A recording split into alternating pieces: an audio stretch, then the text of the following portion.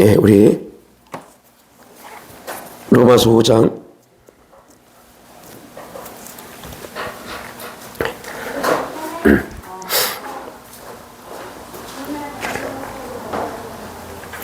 5장 1절 말씀 있습니다.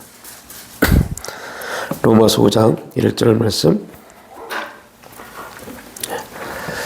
함께 합독하겠습니다. 그러므로 우리가 믿음으로 의롭다 하심을 받았으니 우리 주 예수 그리스도를 말미암아 하나님과 화평을 누리자. 아멘.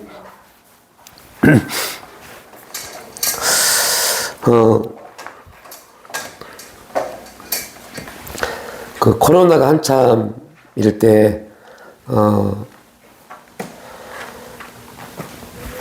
어떤 한 노회에서 이제 목사 후보생들 그 교육이 있었는데요.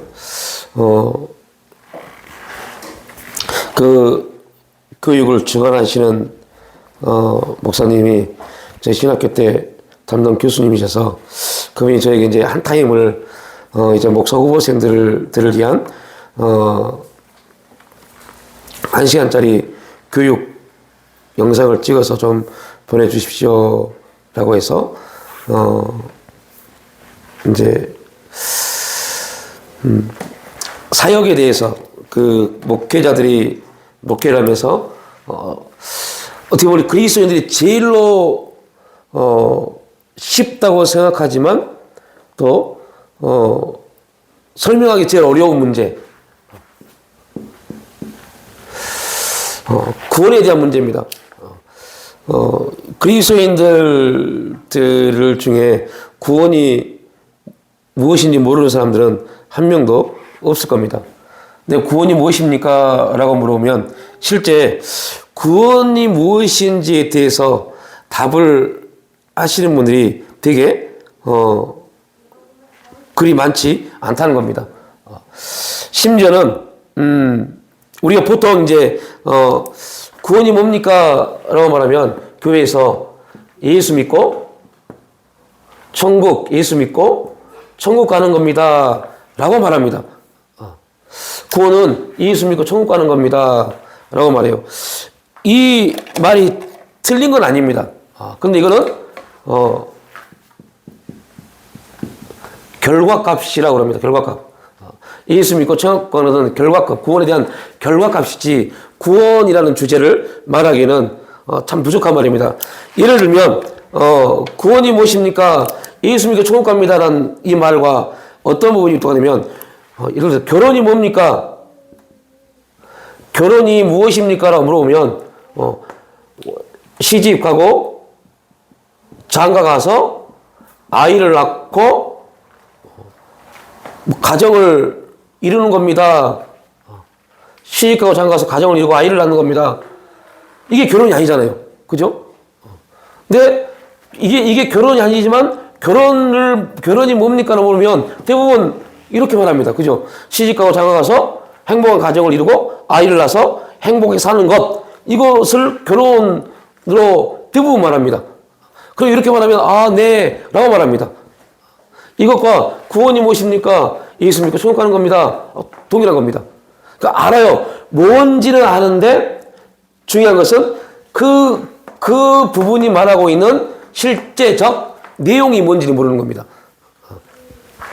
그러니까 심지어는 구원이 뭔지를 모르다 보니 또 결혼이 뭔지를 결혼에 대한 정확한 의미를 모르다 보니 나는 장가 가서 아이들을 낳고 지금 행복하게 살고 있는 거 결혼 생활 잘하고 있습니다라고 생각하고 있습니다.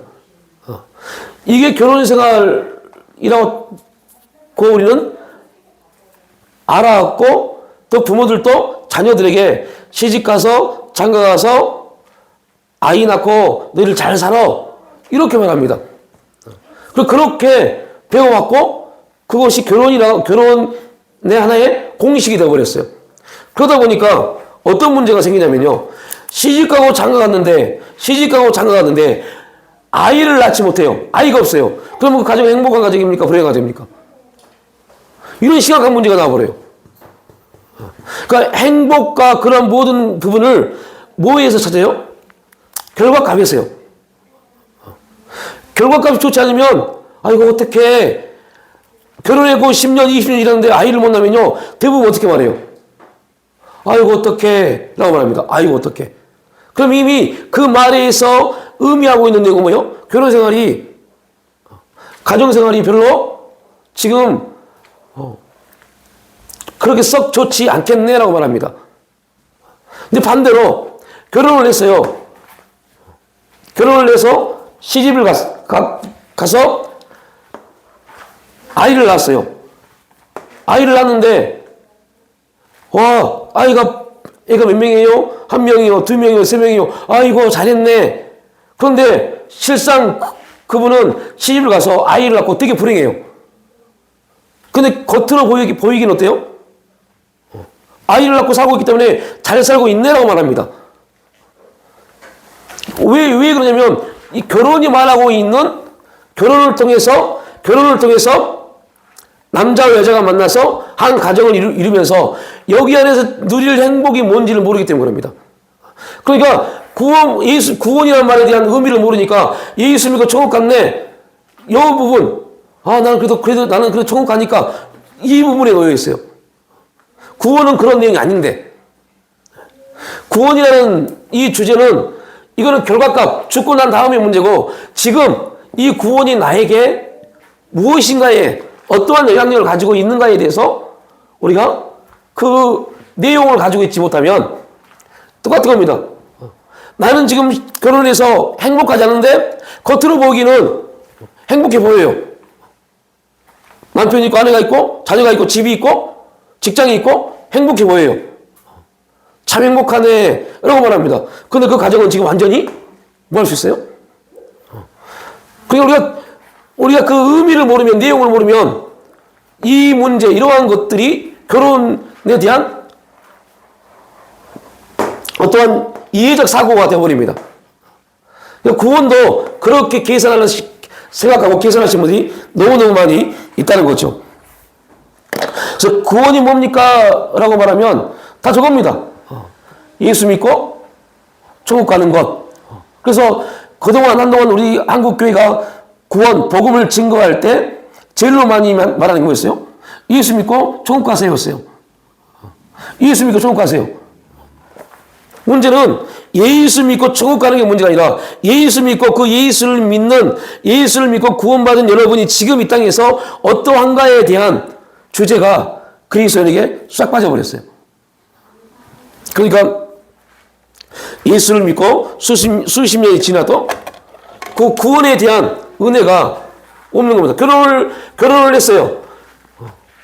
결혼을 했는데 자녀도 있고 번잡한 직장도 있고 뭐 나름대로 집도 있고 잘 사는 것 같아요. 근데 그 안에서는 매일매일 싸움이 있다면 이 결혼 생활이 어떻겠어요?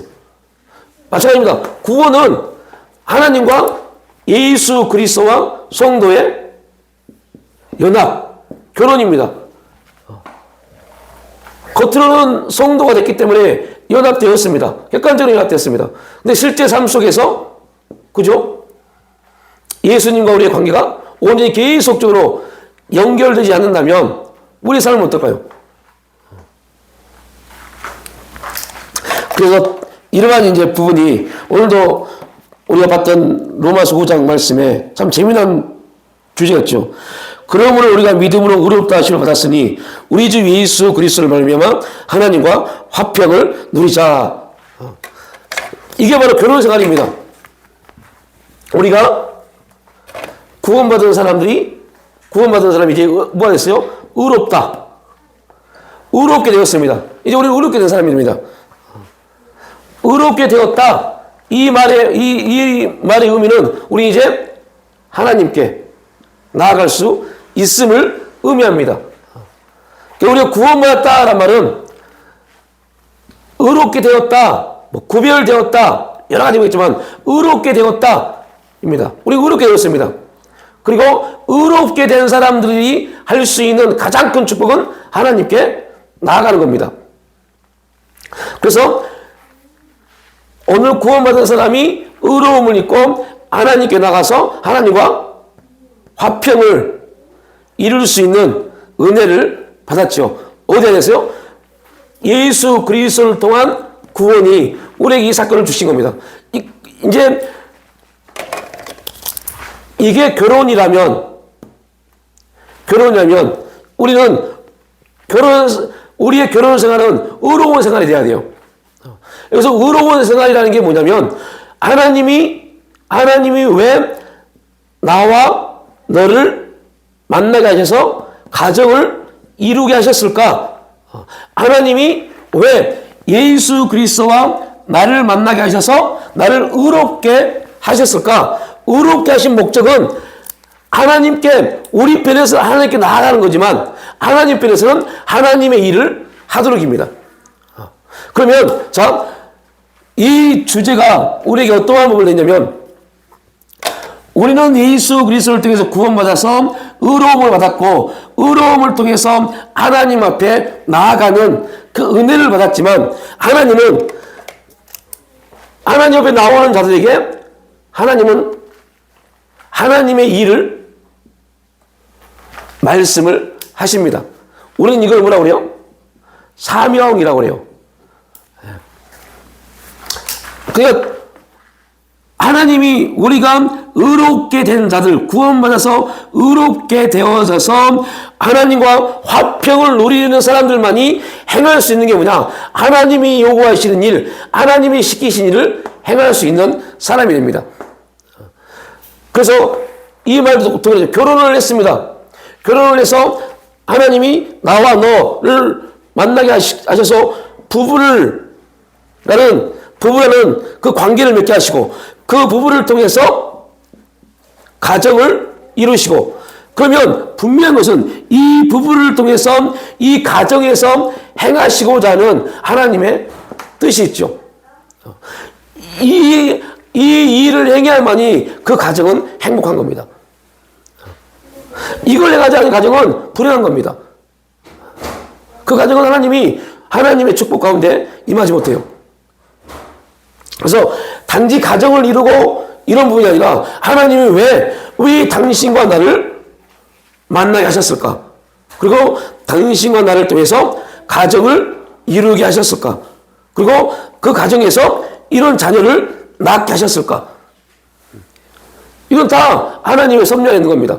하나님이 왜 나를 예수 그리스도를 만나게 하셨을까?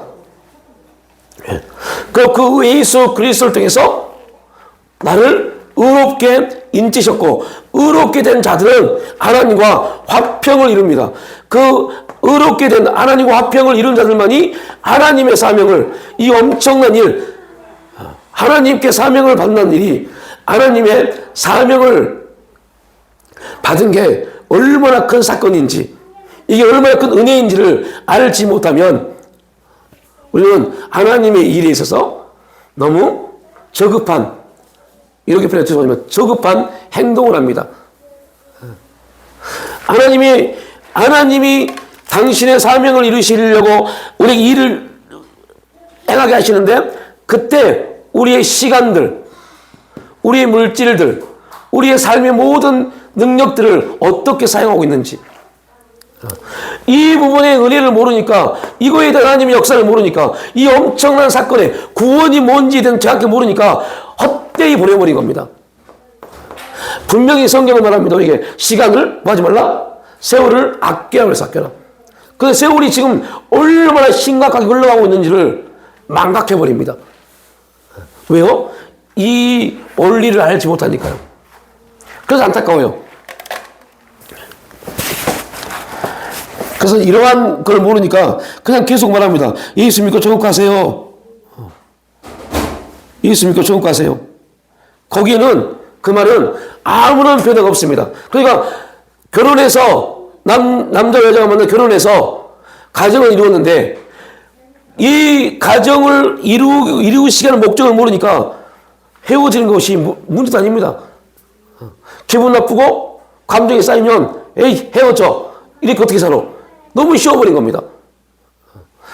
제가 이 문제를 예를 든 이유가 있어요. 왜요?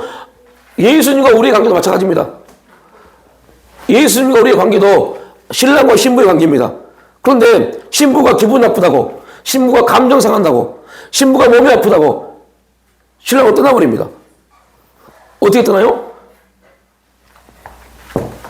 하나님의 시간 앞에 들어가지 않고 자기 시간, 자기 문제, 자기 감정에 빠져버리잖아요. 그게 바로 이 문제입니다. 왜 하나님이 이 일을, 가정을 이루게 하셨는지, 왜 하나님은 나와 예수를 만나서 신랑과 신부가 되게 하시고 그러니까 이 문제가 이제 이걸 조금 더 이해하려면 당시 팔레스타인 지역에서의 결혼이 뭔지를 또 이해해야 돼요. 그 부분들도 이해되어져야만이 이 하나님이 남자와 여자를 만나게 하셨다는 부분에 대한 그 의미에 대해 더 확고하게 우리가 알 수 있습니다. 그렇지 않으면 여러분들 죄송한 말이지만 이런 건 몰라야 된다니까요. 그냥 열심히 기도하고 예배 시간에 입이 나오고 있다가 시간 지나면 하나님 부르심 받으면 갈 수 있어요. 그런 인생 살면 안 되잖아요. 가정 똑같다니까요. 겉으로는 다 행복하고 다 좋은 것 같아요. 그러면 실제 그 가정 안에 들어가 보십시오.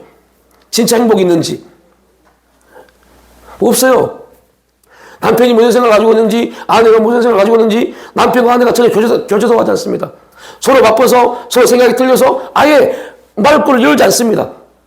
여러분, 그 가정이 행복한 겁니까? 그런데 문제는 그러한 문제가 왜 일어나는 거죠? 똑같아요. 예수 그리스도 안에서도 예수님 생각 따로, 내 생각 따로입니다. 신랑 생각은 따로, 신부의 생각 따로, 신랑이 하고 있는 일 따로, 신부가 하고 있는 일 따로, 다 따로입니다. 그러면서 나 예수 믿으니까, 나 교회 나가니까, 우리 가족이니까 난 남편, 당신 남편이고, 난 아내고, 그래도 우리 이렇게 살고 있으니까, 이런 문제에 빠지고, 이런 문제에 놓여 있어요. 완전히 하나님 보시기에 정말 그 가정이 행복한 가정인가?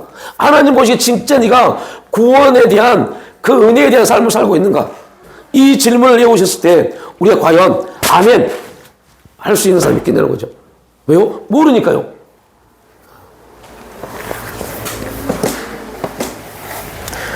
그래서 자꾸 그런 얘기, 예수 믿고 천국 가는 겁니다. 결혼은 시집가서 아이를 낳고 그냥 남편과 아내와 자녀끼리 행복하게 사는 겁니다. 이런 얘기만 하는 겁니다, 그냥.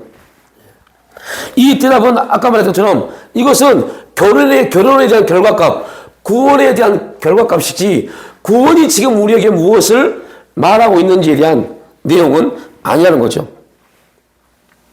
그래서 많은 사람들이 수십 년, 20년, 30년 신앙생활을 함에도 불구하고 구원에 대한 정확한 성경적 답을 알지를 못해요. 그러니까 구원이 뭔지, 구원이 우리가 어떠한 역사를 나타내는지를 모르니까 여러분들 이런 말 하면 좀 죄송하지만요. 교회를 우습게 알아요. 교회를 되게 우습게 알아요. 교회뿐만입니까? 하나님 말씀을 되게 우습게 알아요. 하나님 말씀 앞에 선다는 것을요, 되게 쉽게 생각해요. 이게 엄청난 사건임에도 불구하고 되게 쉽게 생각해요. 자기 기분보다 하나님 말씀이 훨씬 못해요. 이런 인생을 살아가요. 그러면서 그들은 말합니다. 나 예수 믿어 라고요. 가정에서 남편과 아내가 말 한마디 안 하면서 우리는 부부야 라고 말합니다. 왜요? 몰라서 그래요. 그러니까 오랫동안 예수를 믿는다고 하면서도 구원에 대한 정확한 성경적 답을 하지 못하죠. 믿음으로 의롭다 하심을 받았다. 믿음으로 의롭다 하심을 받았단 말이 무엇인지 모릅니다. 설명을 못해요. 그래서 아까 말했던 것처럼 팔레스타인 지역, 그 고대 근동의 팔레스타인 지역의 결혼에 대한 개념은 뭐냐면 지금의 시대의 의식으로는 맞지 않는 부분처럼 보일 수 있습니다. 그 말은 무슨 말이냐면 홍기가 찬 여자를, 홍기가 찬 자매를 남자가 구원했다라는 뜻입니다. 이게 결혼관입니다. 이 부분을 이해하면 이게 이해가 돼요. 홍기가 찬 여자가 있는데 그 홍기가 찬 여자가 결혼을 못하고 있어요. 그런데 남자가 그 여자를 구원을 시켜준 것이 결혼입니다. 이게 팔레스타인 지역의 결혼관입니다. 구원시켜준 겁니다. 그 내용을 예수님의 구원관에 그대로 바울은 접촉시켰어요. 죄와 사망 가운데서 호적되고 죄와 사망 가운데 빠져 있을 인간을 예수 그리스도를 통해서 구출했다, 건져냈다라고 표현합니다. 구원을요. 그러면서 성경은 예수와 성도와의 관계를 뭐라 그래요? 신랑과 신부의 관계를 말해버립니다. 이게 엄청난 사건입니다. 왜 신랑과 신부냐를 이 내용을 알아야 돼요. 그 내용을 알려면 그 당시에 결혼관을 알아야 돼요.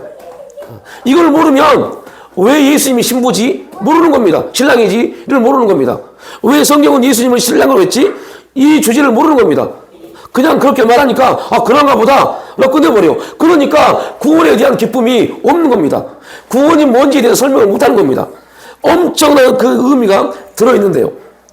그 지역의 결혼관이 그렇기 때문에 예수님이 신랑이 되고 우리는 그의 신부가 된 겁니다. 자, 그 부분을 꼭 이해하고 계셔야 돼요. 그래야만이 구원이 얼마나 큰 기쁨인지, 왜요? 당시에 여자가 결혼하지 못하면 이 여자는 뭐 때문에 결혼하지 못해요? 세 가지입니다.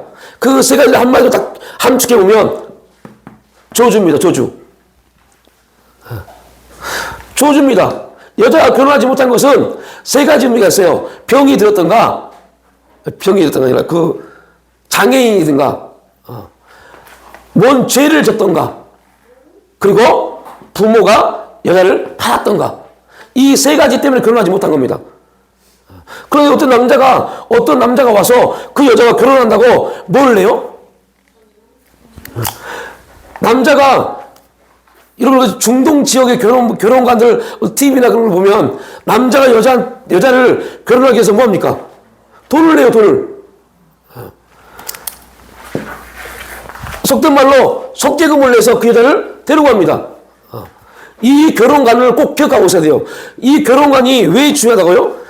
이 부분을 예수님의 신랑과 성도의 신부의 관계로 연결시켰어요. 그래서 구원을 설명할 때는 첫 번째 회복을 말합니다. 회복. 구원은 천국 가는 게 아니라 구원은 우리를 뭐에서 회복시키는 거예요? 죄에서 우리를 회복시키는 겁니다. 그래서 반드시 구원은 예수 믿고 구원받으세요라고 할 때 구원은 천국 갑니다가 아니라 회복되는 겁니다. 그래서 여러분들 이 문제가 해결돼요. 두 번째가 또 있어요. 구원은 회복과 함께 치료입니다. 아까 그랬잖아요.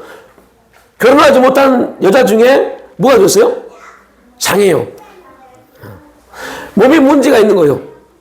그래서 구원은 치료입니다. 세 번째, 구원은 건져냄이라는 주제가 있습니다. 건져내는 겁니다. 어디에서요? 저주에서요. 결혼하지 못한 여자들은 결혼의 정년기가 지나면 영원히 결혼하지 못합니다. 그래서 여러분들 성경에 이런 내용이 나오죠. 다윗 왕이 성막을 이제 하나님의 지성소의 거룩한 역사를 다시 예루살렘으로 가지고 올 때 너무 기뻐서 춤을 춥니다. 근데 사울의 딸 미갈이 어떻게 해요? 저주하잖아요. 그때 다윗이 그렇게 그 성경에 그게 나를 필요도 없는 말을 딱 한마디 합니다. 뭐라고 그래요? 자녀가 없을 거라고요. 저주해버립니다. 자녀가 없다. 결혼한 여자가 자녀가 없는 겁니다. 이 말은 뭐와 의미냐면 아까 말했던 결혼하지 못해서 자녀를 낳지 못한 자와 동일한 의미를 말해버립니다. 이스라엘 백성들에게 있어서 지금 가장 중요한 주제가 뭡니까? 이스라엘 백성들, 지금 영적인 그리스도인들 가장 중요한 주제가 뭡니까? 하나님이 사람을 창조하시고 제일 먼저 주신 사명이 뭐였어요? 생육하고 번성하였습니다. 그런데 결혼을 했는데 뭐 하지 못해요? 생육하지 못하는 거 저주입니다.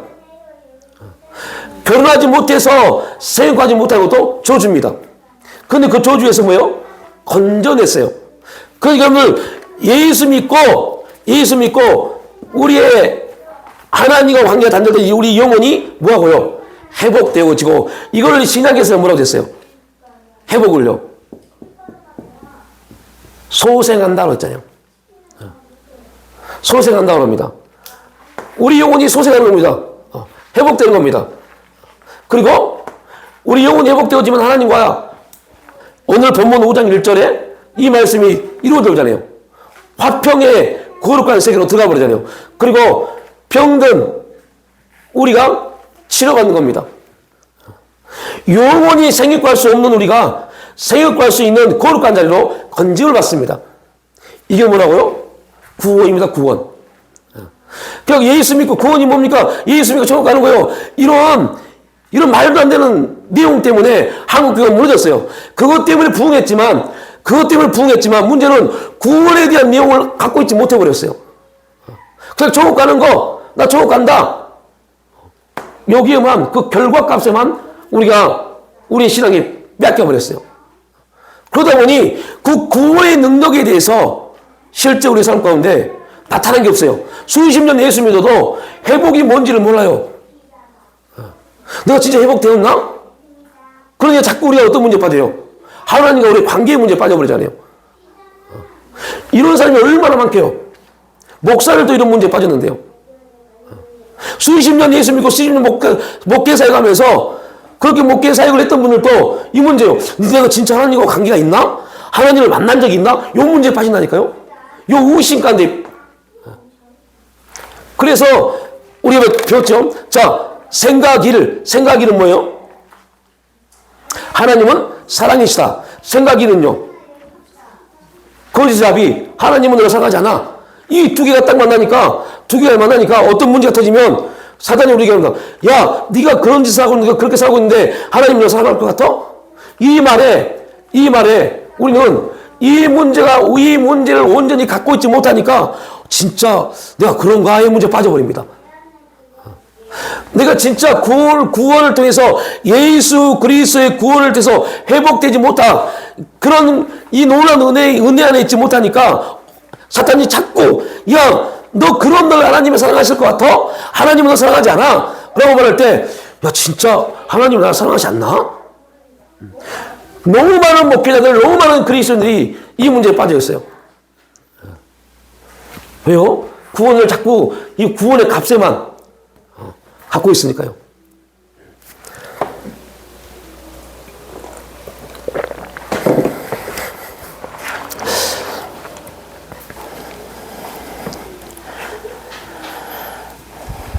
그래서 이제 이 부분들을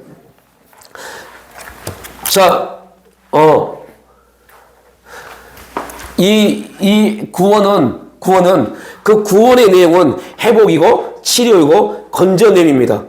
그런데 우리가 이렇게 회복을 잃어버렸고 관계가 끊어져 버렸고 영혼이 이렇게 표현 죄송합니다. 영적 장애를 갖고 살아갈 수밖에 없고 저주의 문제 가운데 널릴 수밖에 없었던 그 원리가 뭐예요? 죄죠.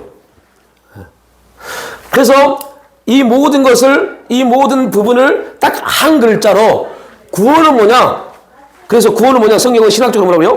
죄사함이라고 합니다. 그래서 구원이 뭡니까? 죄사함입니다. 이 문장 구원은 죄사함입니다라는 문장에 요 내용이 들어가야 돼요. 이 내용이 뭡니까? 그래서 여러분이 가장 많이 들었던 것 중에 이 내용 혹시 이제 저희 교회는 안 했지만 이게 사형입니다. 사형님. 그래서 그런 전단지 많이 보셨죠? 낭떠러지, 양쪽에 낭떠러지가 있고, 여기는 예수님이 십자가 있고, 하나님이 계시고, 여기는 인간이 있고, 낭떠러지입니다. 도저히 인간과 사람은 만날 수가 없어요. 이걸 뭐라 그래요? 그 낭떠러지를 죄라고 그랬어요. 그리고 그 가운데다가 십자가, 예수 십자가를 딱 하면서 예수 십자가를 통해서 단절됐던 하나님과 우리가 만나게 됐습니다. 이게 사형리 기본 전도지잖아요. 그게 그 죄사함의 문제가 구원은 예수 그래서 구원받은 사람은 죄사함 받습니다. 이건데 그 내용 낭떠러지 그 내용이 바로 이겁니다. 하나님과 우리의 관계가 뭐였어요? 회복되었습니다. 그리고 우리는 영원히 치료받았습니다. 그리고 영원한 생육과 번성할 일을 잃어버렸는데 이제 생육과 번성할 수 있는 그 은혜를 받았습니다. 이 구원의 내용이 우리 가운데 있어야 돼. 우리는 이걸 뭐라고요? 기쁨이라고 그래요. 구원의 기쁨. 그래서 구원은 받았는데 기쁨이 없어요. 구원은 받았다고 하는데 기쁨이 없어요. 왜요? 회복이 안 됐기 때문에. 회복에 대한 내용을 모르기 때문에. 이걸 모르니까 자꾸 의심하게 됩니다. 의심은 누가 준다고요? 우리가 봤잖아요. 생각 1과 생각 2가 만났을 때 이 생각 1과 생각 2를 만나서 역사는 사탄의 원리 중에 하나가 뭐였어요? 의심이요. 하나님 말씀을 계속 의심하게 만듭니다. 진짜 우리는 하나님은 나를 사랑하셔 라고 말하는데 사탄이 생각 1을 가지고 와서 우리에게 말합니다. 거짓잡이 사탄이 우리에게 와서 이렇게 말합니다. 하나님이 너를 사랑하실까? 라고 말합니다. 그 말에 우리는 의심을 갖게 됩니다. 왜요? 우리의 실제 삶을 보면, 그죠? 우리의 실제 삶을 보면, 우리의 삶이 하나님과 매일매일 동행할 수 있는 삶이 아니잖아요. 그래서 사탄이 우리의 실제적 삶을 가지고 와서 우리에게 의심을 집어넣어요. 그 의심을 집어넣었을 때 생각 3이 나오는 겁니다. 진짜 하나님 나를 사랑하지 않나 보구나.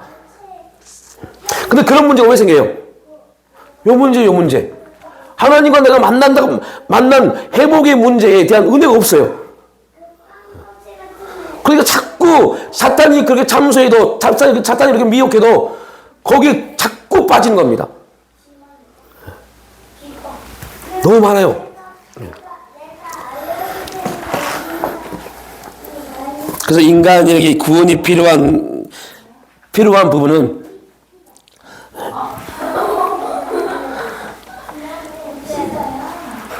우리가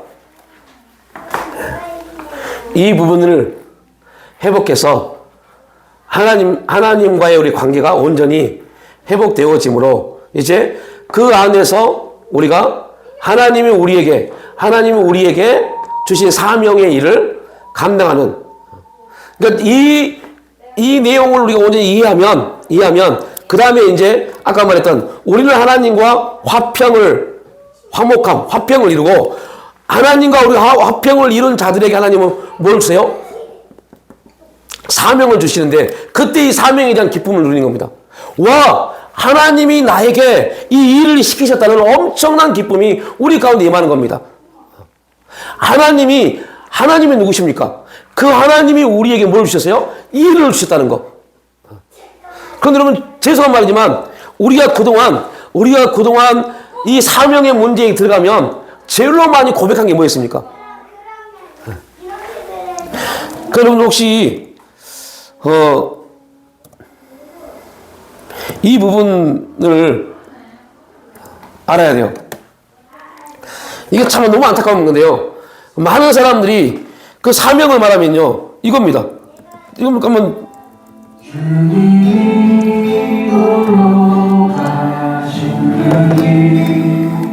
나도 따라가오 모든 물과 비를 흘리신 그 길을 나도 가오 험한 산도 나는 괜찮소 바다 끝이라도 나는 괜찮소 이겁니다. 이게 무슨 말이에요? 사명을 다 어떻게 생각해요? 사명을 다 이렇게 생각해요, 이거. 막 십자가 절투미고 막 힘들게 가는, 여기다만 초점을 맞춥니다. 그러다 보니까 어떤 문제 생겨요? 사명 그러면요. 어이구, 제 같은 사람이 어떻게 그걸 감당해? 요 문제에 빠져버리는 겁니다. 그게 아닌데, 사명은 그게 아닌데, 사명은 엄청난 기쁜 일인데, 하나님이 우리를 뭐 하신 겁니까? 인정하신 건데, 하나님이 우리를 인정하셔서 그 일을 맡기신 건데, 왜 이런 문제에 빠질까요? 이 찬양 자체가 잘못된 게 아닙니다. 근데 왜 이런 문제에 빠질까요? 이거. 구원의 기쁨이 없어요, 그래, 구원이.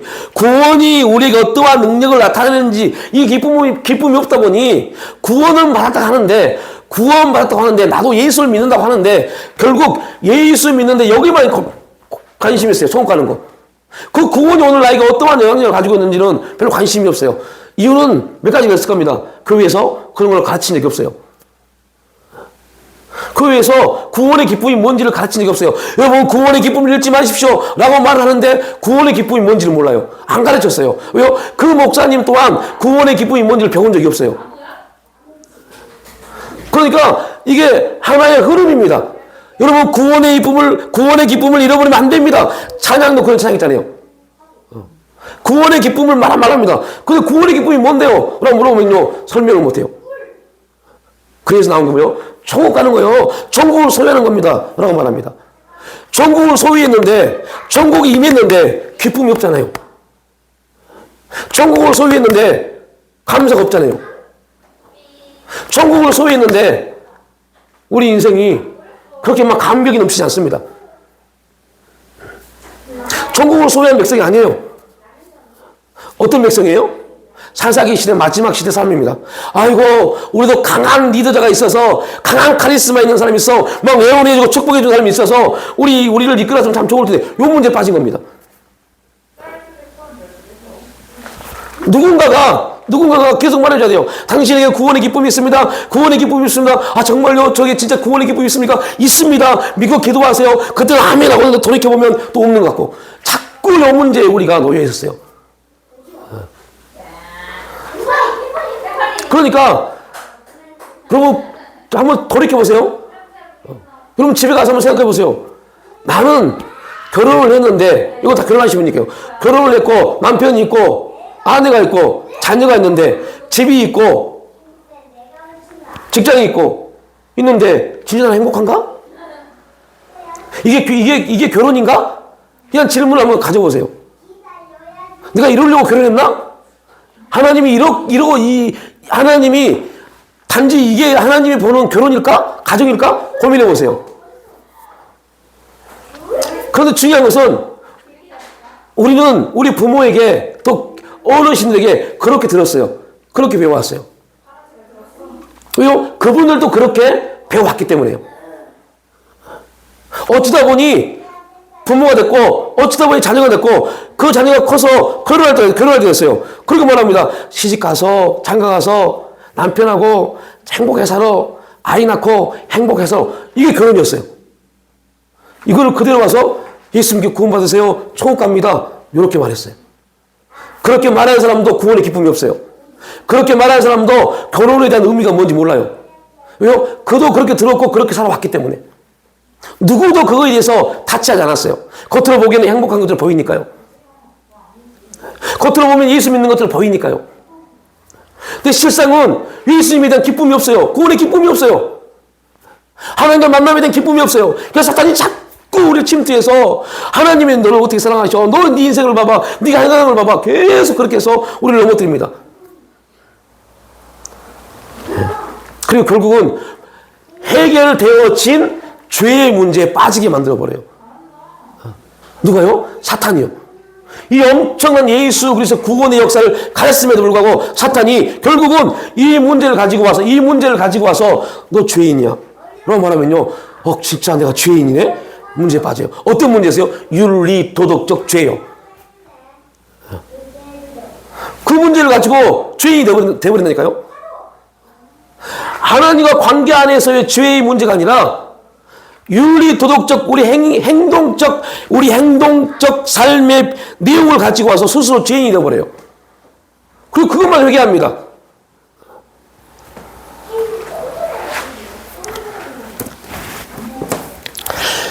그래서 성경이 우리에게 증거하고 있는 구원이라는 개념은 반드시 뭐와 연결돼야 돼요? 죄요. 죄와 연결돼야 되는데 이 죄와 연결된 사람들, 죄에서 죄사함 받았다라는 이 내용을 우리가 가지고 있어야 돼요. 그래서 예수님이 죽으심으로 행하신 사건이 뭡니까? 예수님이 죽으시면서 이루신 사건이 뭡니까? 아담이 범죄함으로 제일 먼저 잃어버린 게 뭡니까? 하나님과 관계가 단절됐잖아요. 예수님이 죽으심으로 제일 먼저 회복한 게 뭐냐면 오늘 우리가 읽었던 그러므로 우리가 믿음으로 의롭다 하심을 받았으니 의롭다함을 받고 의롭다함을 받음으로 하나님과 화평할 수 있는 놀라운 자리에 들어가게 된 겁니다. 네. 그러니까 구원받아서 천국 가세요. 그 말이 틀렸다는 것이 아니라 그 말을 진짜 그 말이 능력 있는 말이 되기 위해서는 이 내용을 알고 있어야 돼요. 알고 있어야 돼요. 그래서 구원에 대한 성경적, 신학적 정의는 죄의 결과, 죄의 권세로부터의 자유입니다. 그러니까 여러분들 구원받은 사람들 단어적 의미는 다 알아요. 단어는. 그래서 우리가 이번에 설교해 드렸죠. 우리 안에는 성경적 단어가 무한히 많습니다. 그죠? 성경적 단어가 무한히 많은데 문제는 이 단어들을, 이 개념들을 모아지 못해요. 연합시키지 못해요. 연결시키지 못해요. 아까 말처럼 그 생각 주보를 혹시 읽어보셨습니까? 생각일과 생각이가 있는데 생각일과 생각이를 딱 연결시킬 수 있는 그걸 우리 뭐라고 하고요? 지혜라고 합니다. 지혜. 근데 그 개념들 생각일과 생각이가 만나는 지혜가 있는 사람들은 계속해서 삶이 뭐가 돼요? 변화가 이루어집니다. 삶의 변화가 이루어집니다. 그 삶의 변화는 내가 변화시키려고 해서 변하는 게 아닙니다. 반드시 뭐가 따라와야 돼요? 깨달음이요. 성령의 깨달음이 있어야만 변화가 이루어집니다. 왜요? 그 깨달음은 우리를 또 다른 삶을 행할 수 있는 길로 우리를 인도하기 때문에요. 그러니까 많은 성경적 내용들을 가지고 있는데 이 개념들을 정리하지 못하고 연합시키지 못하니까 그냥 중구난방으로 있는 겁니다. 자, 그래서 우리는 구원받았습니다. 구원받았다는 것은 죄에 대해서 죄의 문제에서 해결된 겁니다. 그런데 중요한 것은 죄에 대해서 해결된 죄가 뭐냐는 것을 설명할 수 있어야죠. 죄가 뭡니까? 라고 할 때 이 문제를 가지고 설명해 줘야 돼요. 하나님과 우리는 원래 연합되어져 있는, 연결되어져 있는 존재였는데 죄로 인해서 하나님과 우리가 단절됐습니다. 이게 죄의 결과입니다. 그런데 구원을 통해서 예수 그리스도의 십자가의 구원을 통해서 이 단절되어진 것이 벌써 회복되었습니다. 회복되었습니다. 이 부분을 설명해 줘야 돼요. 우리는 영적으로 장애합니다. 영적으로 치료를 요하는 사람들입니다. 근데 구원은 그 치료를 이루십니다. 그러면서 이 성경적 증거를 38년 된 병자를 대입시킨 겁니다. 38년 된 병자가 어땠습니까? 그 무슨 연못이요? 베데스다 연못. 그 물에 1년에 한 번씩 들어가면 되는데 그 병자는 스스로 뭐 할 수 없어요. 스스로 움직일 수 없어요. 누군가가 그 병자를 움직여줘야만이 그 물에 들어갈 수 있는데 여러분은 누군가가 그를 넣어주겠어요? 치료받고 싶은 사람이 얼마나 많은데 그 38년 된 병자는 누구를 의미합니까? 이스라엘 백성이요. 38년 동안 어디서 헤매는요? 광야에 헤맸던 이스라엘 백성들이요. 그 부분을 예수님의 구원을 통해서 이제 더 이상 베데스다 연못의 물이 필요 없게 됐어요. 예수만 믿으면 우리는 모든 병에서 치료받습니다. 건져내심, 이러한 부분들을 설명해 줘야 돼요. 이거에 대한 기쁨, 이거에 대한 역사가 일어나야만이 그것을 우리는 구원의 기쁨이라고 말합니다.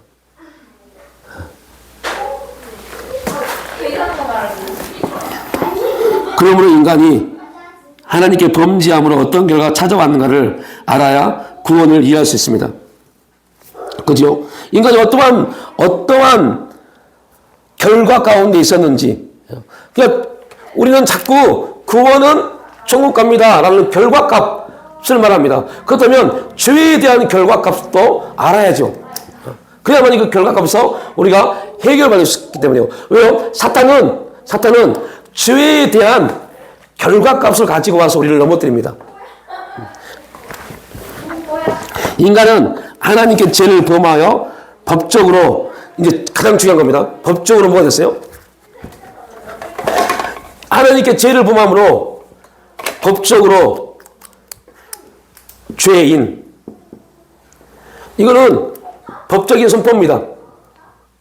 법적으로 너는 죄인이야가 되어버렸어요.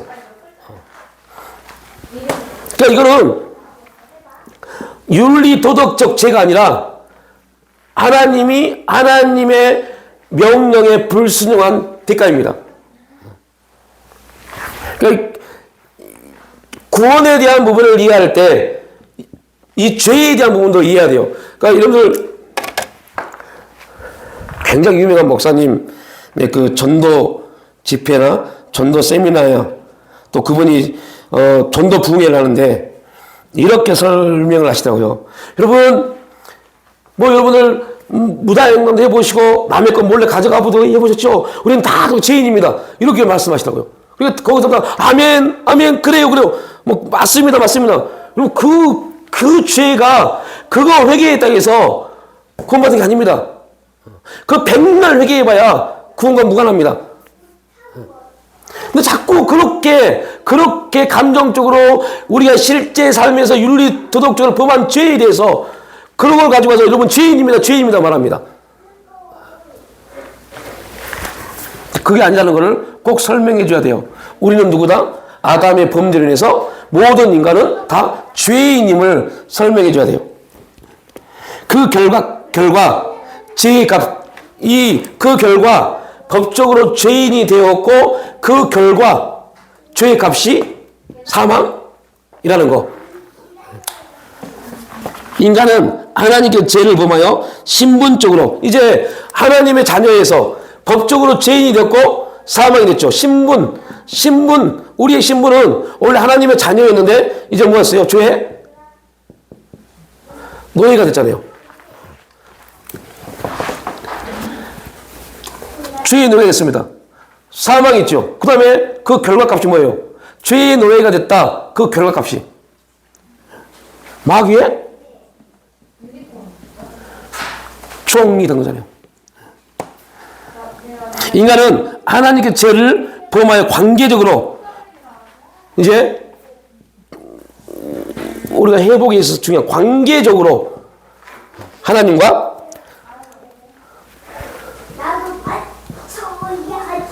원수가 되었습니다.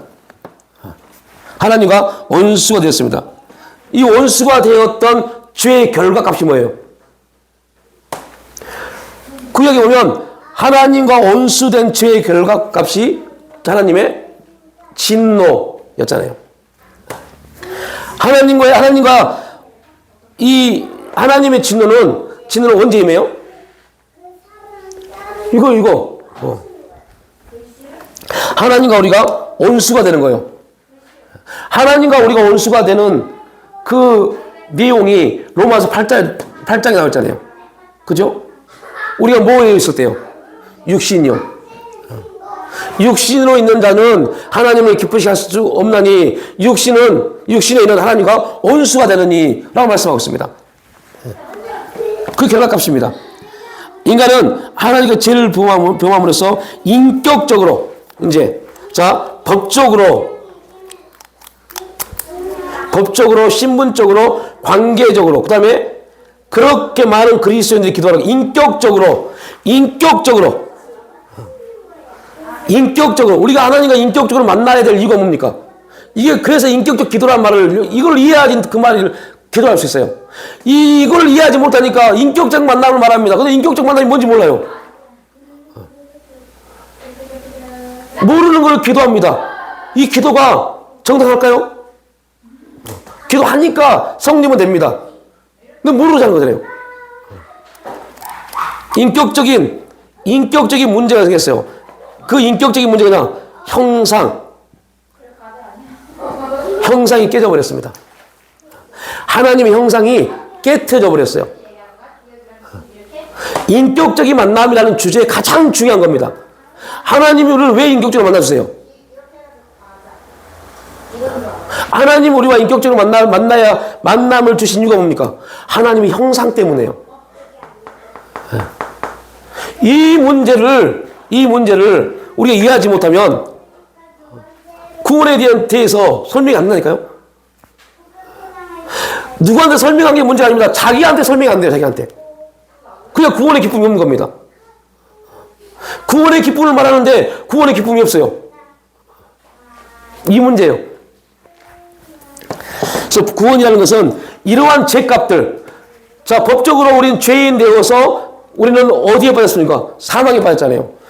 신분상으로 죄인 노예에 있어 우리는 마귀에게 속한 자가 됐습니다. 관계적으로 하나님과 원수가 돼서 하나님 침노를 매일매일 받을 수밖에 없습니다. 인격적으로 하나님 형상이 무너져 버렸습니다.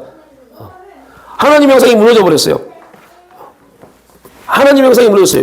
그 결과가 뭡니까? 하나님 형상이 무너짐으로 해서 나타난 결과요. 속성을 잃어버렸어요. 하나님의 속성을 잃어버렸어요. 그 하나님의 속성이 나타나는 그 첫 번째가 어떠한 얘기였습니까? 시간이 됐네요. 아담이 하와를 보고 제일 먼저 고백한 게 뭡니까? 사랑이잖아요, 사랑. 내 살 중에 살, 뼈 중에 뼈는 사랑이잖아요. 그런데 딱 죄를 짓고 아담이 어떤 행동을 합니까? 좋은 말로 당신이 보낸 제자 때문이라고 말하죠. 이거 좋은 말입니다. 뭐가 깼어요? 하나님이 아담에게 준 속성, 사랑이 깨져버린 겁니다. 이게 뭐라고요? 죄값이요. 꼭 기억하십시오. 구원이란 바로 이러한 문제들, 이러한 것들을 해결하는 겁니다. 구원이란 이러한 것들이 해결된 사람들만이 가는 게 어디예요? 천국입니다. 이게 해결되지 않은 사람들은 천국 못 가요. 그러니까 자꾸 나 구원 받았으니까 대충 살다가 죽으면 천국 가지. 이러한 문제에 놓이면 큰일 나니까요. 그래서 우리 개혁교회 칼빈이 한 번 구원은 영원한 구원이라는 말을 했던 이유가 뭐냐면 이 문제를 칼빈은 다 설명을 합니다. 우리 장로교는 이 문제를 다 설명하고 이거에 대해서 당신들은 뭐 했다? 구원받았습니다. 이게 우리 장로교의 구원관입니다. 그러니까 교회에 나와서 목사가 자 우리 기도합시다 해서 아멘 저 이제부터 하나님을 찾아가겠습니다. 예수 믿겠습니다. 당신 구원받았습니다. 이게 아니라 이 내용을 이해해야만이 이 내용에 대해서 우리가 온전히 아멘 받아들였을 땐 그때 그 사람에게 세례를 주고 구원이라는 은혜가 임함을 선포하는 겁니다. 그러니까 이거에 대해서 칼빈은 다 설명하고 당신들이 이렇게 받아들일 수 있습니까? 라고 했을 때 아멘 하면 그들에게 뭘 줬어요? 세례를 줬어요. 세례를 준 겁니다. 이거는 객관적으로 하나님의 구원이 당신에게 임했습니다입니다. 그러나 그 객관적인 하나님의 구원이 임한 것과 실제 그가 구원을 느끼는 것은 또 다릅니다. 우리가 나눴죠, 그죠? 기억나시죠? 그건 뭡니까? 물과 성령을 거듭나야 돼요. 객관적으로 구원받은 거고 물과 성령을 거듭나서 성령 안에서 내가 구원받았음을 인침받았음을 고백해야 돼요. 이게 온전한 구원관입니다. 이걸 우리가 3월 달에 수요일에 다룬 겁니다. 물과 성령으로 거듭난 것과 객관적인 구원이 뭔가에 대해서요. 그래서 이 죄의 결과값에 대해서 우리가 해방된 겁니다. 회복되어졌고 치료받았고 건짐을 받은 겁니다. 이것이 뭐라고요? 구원입니다. 이거에 대한 우리의 믿음적 반응이 일어나야만이 구원에 대한 기쁨이 있는 겁니다. 그래야만이 사탄이 아무리 공격해도 구원에 대해서 우리가 담대하게 사탄에 대해서 손포할 수 있죠.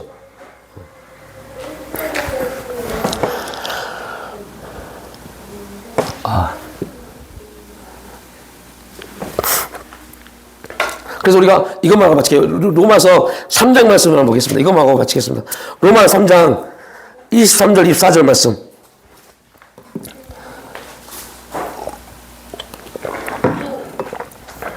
우리가 말할 때 자 복음을 뭐라고 합니까? 복음은 기쁜 소식이죠.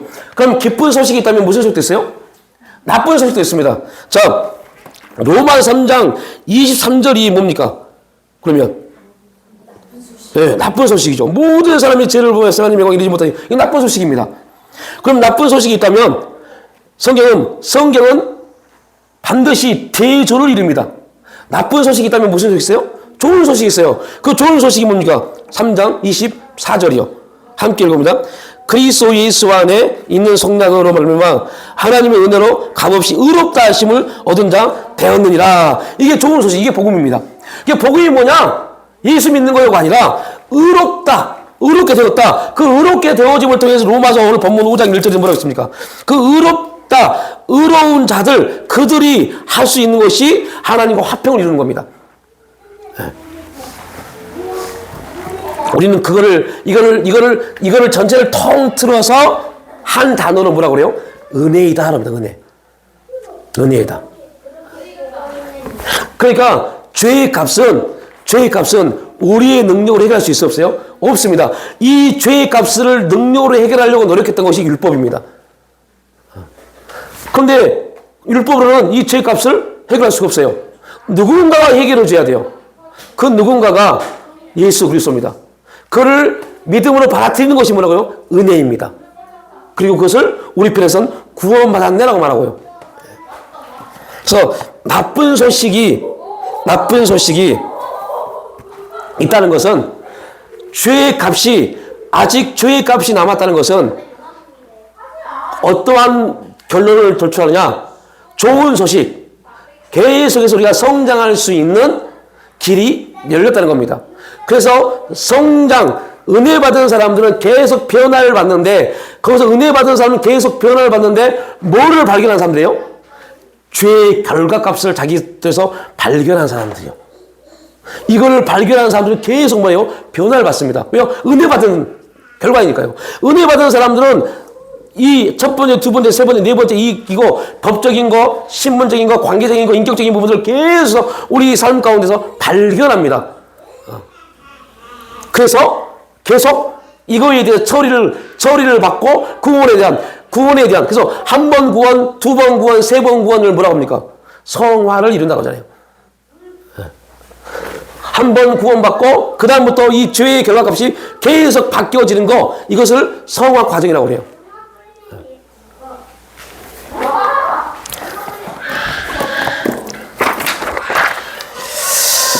이 구원에 대한 부분들을 우리가 잘 이해해야 돼요. 이게 보통 중요한 게 아닙니다. 이 중요한 것을 한국 교회가 그동안은 그냥 여러분들 열심히 전도하십시오. 구원 받고 예수 믿으세요. 구원 받고 예수 믿으세요. 전도해서 강권적으로 채우십시오. 하나님 역사할 겁니다. 그런데 문제는 그렇게 채워놓고 전도한 사람도 구원의 기쁨이 없고 전도 받은 사람도 구원의 기쁨이 없고 구원에 대한 역사가 없으니까 사탄이 계속 들어와서 어떻게 합니까? 요 문제. 전도한 사람과 전도받은 사람이 서로 싸워서 교회가 깨져버리는 문제였습니다. 왜요? 전도한 사람도 이 문제 해결되지 않았고, 전도받은 사람도 당연히 이 문제 해결받지 않았기 때문에. 구원받았다고 하는데 구원의 기쁨이 없어요. 자꾸 사탄이 요 죄의 결과값을 가지고 와서 계속 우리를 무너뜨립니다. 사망이, 마귀가, 진노가, 사랑 없음이 우리를 막 파헤칩니다. 이게 사탄의 역사입니다.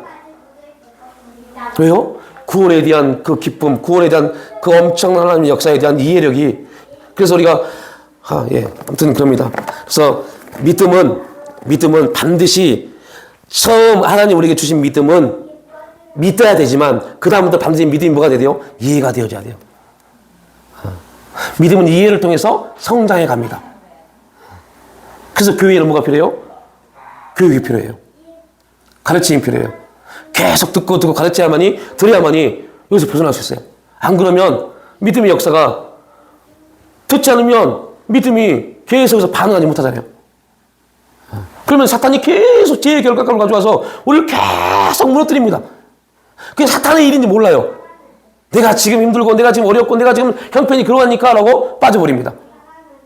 하나님이 이미 화평을 이루어서 하나님 우리에게 사명을 주셨는데 그건 다 어디 가버렸고 이 결과값만 우리를 난무합니다. 그러니까 이 결과값이 우리에게 다가오니 예수 믿는 천국 간다는 결과값을 가지고 있는 사람들이 이제 거기서 고민하는 겁니다. 정말 내가 모르겠다. 이제 이 양 천국 가는 거 그냥 뭐 어떻게 될 때가 되나 천국 가면 그만이지. 요렇게 빠진 사람도 있어요. 제 주위에 그런 사람이 있어요. 참 안타깝지만요. 예, 이 구원에 대한 부분들,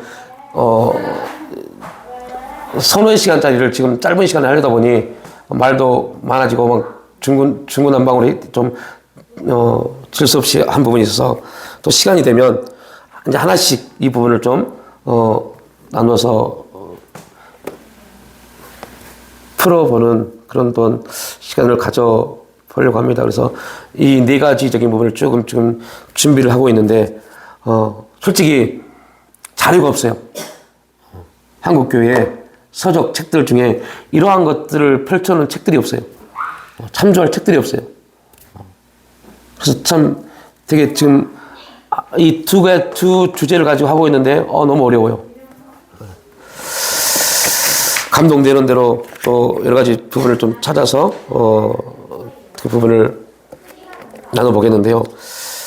분명한 것은, 우리가 알지 못하면 당할 수밖에 없습니다. 그래서 알아야 돼요. 믿음은 반드시 뭐와 연결돼요? 아는 것과. 알지 못하면 믿음의 역사가 나타나지 않습니다. 그래서 사도 바울도 돌아온 주일날 말씀드리겠지만요, 말하잖아요. 내가 그리스도의 그 고상한 지식을 얻기 위해서 모든 걸 포기할 만큼이요. 그래서 그리스도를 알아가야 돼요. 믿음에 대해서 알아가야 돼요. 자꾸 알아가야 돼요. 그래야만 우리가 변화되어져서 더 아버지 앞에 나갈 수 있는 화평을 이루는, 그래서 하나님의 일을, 사명을 받고 감당할 수 있는 그 놀라운 자리에 나갈 수가 있습니다. 아버지 하나님, 우리에게 깨닫는 지혜와 들을 수 있는 귀를 주셔서 하나님의 음성을 듣고 하나님 말씀하심을 따라 하나님이 원하시는 그 거룩한 자리에 나갈 수 있도록 구원의 기쁨을 잃어버리지 아니하고 사탄의 어떠한 죄의 결과값에도 우리가 무너지지 아니하고 구원의 기쁨을 통해서 구원을 역사를 이루어가는, 그래서 하나님의 온전한 부르심의 목적대로 살아갈 수 있는 그런 복된 삶이, 그런 신앙이, 그런 믿음의 역사가 우리 가운데 나타날 수 있도록 성령님 지도하시어 깨우쳐 주시고 역사하여 주시옵소서. 감사드리올 때 예수님의 이름으로 기도를 올려옵나이다.